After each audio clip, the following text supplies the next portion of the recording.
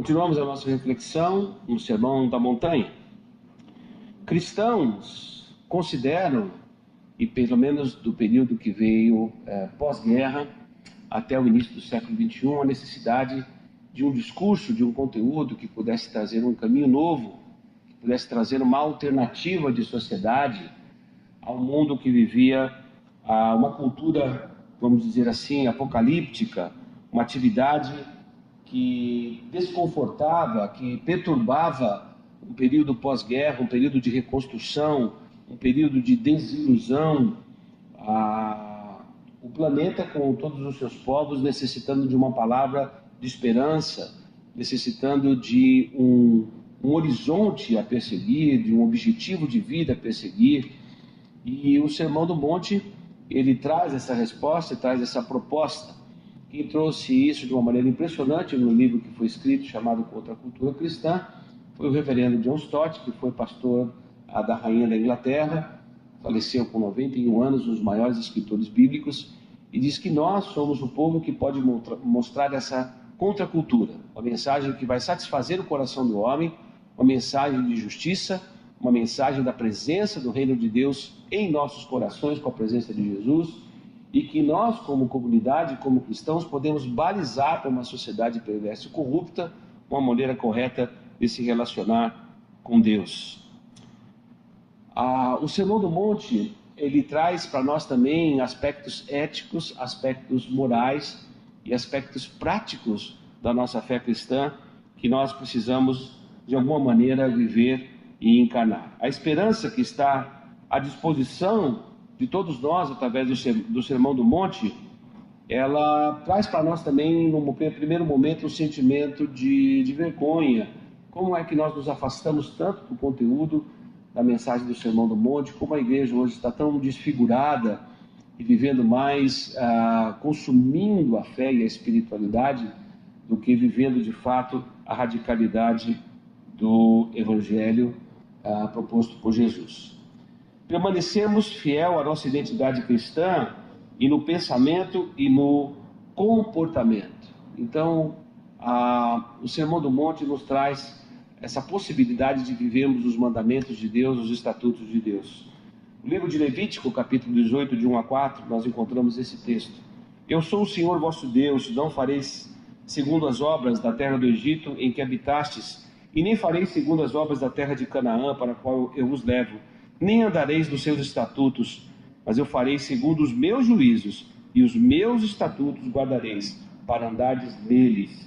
Eu sou o Senhor vosso Deus. Esse é o pano de fundo, quando Jesus vem como o Messias prometido, vem como aquele que traz a salvação e o seu senhorio.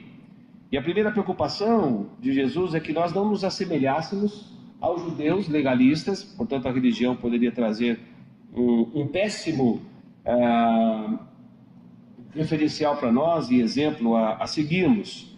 Não, nós não fomos chamados para vivermos semelhantes a pessoas religiosas e nem a gentios que não conhecem a Deus.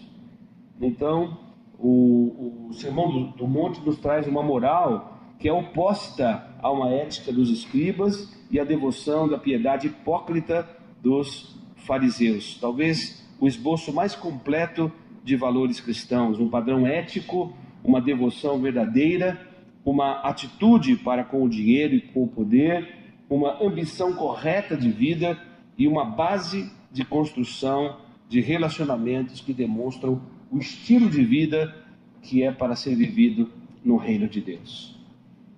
Quando viu as multidões, Jesus subiu ao monte e, havendo-se sentado, os seus discípulos se aproximaram e ele começou a ensinar-lhes, dizendo: Bem-aventurados os pobres em espírito, pois deles é o reino do céu.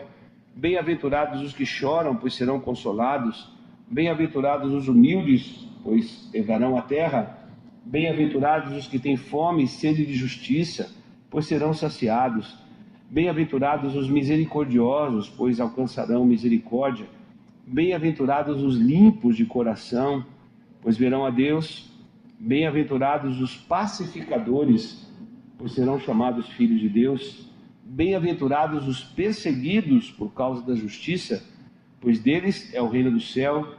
Bem-aventurados sois quando vos insultarem, perseguirem e mentindo disserem todo mal contra vós por minha causa. Alegrai-vos e exultai, pois a vossa recompensa no céu é grande, e porque assim perseguiram os profetas que viveram antes de vós. Jesus começa esse sermão com bem-aventuranças, dizendo que nós temos um caminho, sim, de felicidade.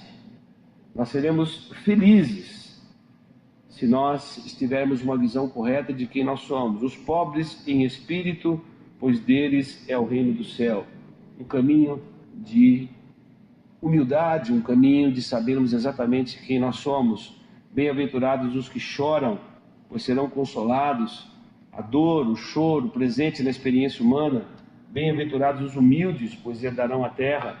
Bem-aventurados os que têm fome e sede de justiça. O Sermão do Monte nos propõe esse caminho de vivermos a justiça, como ele mesmo reforça no capítulo 6, versículo 33, buscai, pois, em primeiro lugar, o meu reino e minha justiça, e todas as outras coisas vos serão acrescentadas. Bem-aventurados os misericordiosos, pois alcançarão misericórdia.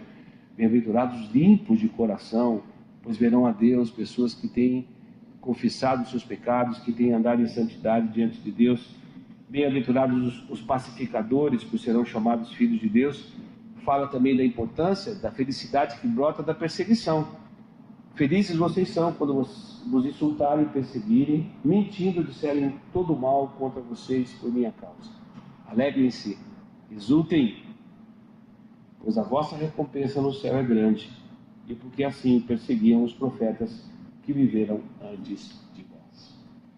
Estamos entrando nesse Sermão do Monte, estamos ouvindo as primeiras palavras de Jesus. Temos um caminho de felicidade. Observar tudo isso que nós vimos do versículo 3 até o versículo 12 do capítulo 5 de Mateus, Sermão da Montanha, proferido por Jesus.